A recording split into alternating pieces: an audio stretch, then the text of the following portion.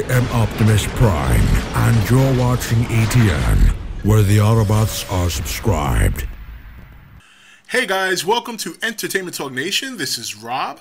This video, we're going to talk some Transformers for Age of Extinction. And this video is regarding a recent article that was brought to my attention on Nation Facebook page. And it basically was about a screening, a 15-minute screening that was given to members of the media in Sydney. So, not a lot was given away, but there were some things that hadn't been spoken about before or seen before, and whatever other footage that Transformers has shown in the past. And one of them is very interesting, and I'm going to get to that one. I'm going to go in order here. I will link the article in the description for you guys to check out for yourself. But basically, a couple of things that they pointed out. One was a quick shot of an actual dinosaur raptor, not a Dinobot, pretty much linking it to the Dinobots in the sense that perhaps maybe when they come down to Earth, dinosaurs are the only thing at the time. Maybe they were there earlier and they scanned them, and that's how they got their Dinobot form. Another thing it talks about is how the character Shane, who's the boyfriend of Mark Wahlberg's character's daughter, I think her name is Tesla, and Tessa, sorry about that, and how he arrives after Optimus Prime bursts out of the barn, and he rescues Mark Wahlberg and Tessa, and they drive off while the FBI chases them. And then and this is the one that's interesting.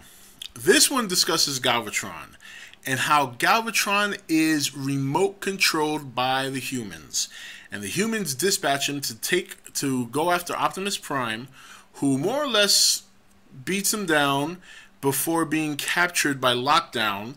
Lockdown using his, I guess, some sort of net from his ship to capture Optimus, and Tessa gets caught in the net with him. So it also goes on to speak more about, Lockdown in terms of not getting any information in regards to him and why he's on Earth and what his purpose is.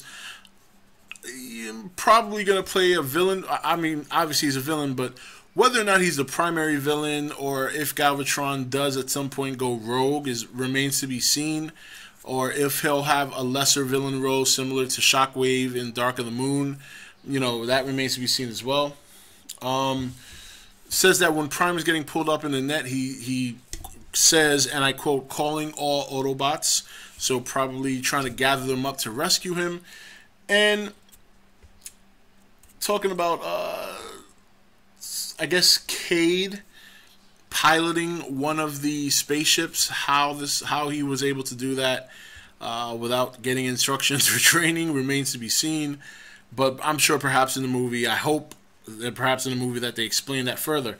But some interesting details. Obviously, Galvatron being remote controlled by humans is probably the biggest reveal there, and a very unfortunate one. Many of you saw my Galvatron the Bitch video, and I spoke about how I didn't really believe how the humans could build a Transformer. Definitely a robot, but I don't see how they could understand how the transforming technology works in such a short amount of time, despite the fact that a lot of you argued that they had the reverse engineering of Cybertronian technology for 60 years. Because, in the first movie, and I did this in a follow-up video, some people saw it, not everybody saw it, but in the follow-up video, I spoke about how in those 60 years, Agent Simmons had told Sam at that time in the movie that in the 60 years, they've only developed cell phones and cars, which is not that groundbreaking for that sort of technology, to have that kind of technology at that point. And then soon after that, they lost that technology. It was under close eye by the Autobots in the second movie, while they agreed to share some knowledge with them. And then you think that humans didn't get the technology back into their hands until the end of Dark of the Moon. So I don't know how you go from cars and cell phones to a full-fledged Transformer within a span of 4 years. That's my argument there. So, but nonetheless, they've done it, and now they remote control Galvatron. So, he really is the bitch of the humans at this point. Whether or not he goes rogue, that remains to be seen. A lot of us have been speculating that. That's the only way I conceive it's salvageable, and if they go that route, I feel they have to do it right away. I don't feel that the humans should have control of Galvatron for a long period of time. Perhaps lockdown plays a role in freeing him from his enslavement, for lack of a better word. But interesting stuff. You know, June is the movie's less than a month away. You know, I've enjoyed all the movies for the most part. In fact, the first time I've even ever bitched about this series has been the Galvatron thing, because I just think I like villains. So when I see villains being put in a lesser role, like Megatron in the first movie was in the movie at the end of the movie, and then in the second one he was the Fallen's bitch, in the third one he was the Sentinel's bitch, and now in this one Galvatron is the Human's bitch. So it's like, you know, I want a villain that can really sustain his own. You know, if they were going to make this many movies, they should have just kept Megatron for the long haul. And then if they decide to make him into Galvatron, just make him Galvatron without being controlled by humans. But nonetheless, that's how it is. And look, we could probably all expect the same that we've seen in the past. Explosions, robots fighting each other. I'm not going to say anything about the storyline because I'm not expecting much of one. But I am expecting to have good popcorn fun watching this movie, and I do expect it to be entertaining nonetheless. But unfortunately, Galvatron, the one villain that many of us adore just as much as we adore Megatron, has been, at this point, it sounds like, subjected to being a bitch. So we'll have to see what happens. You know, June 27th, I believe, is the release date. Hopefully he goes rogue.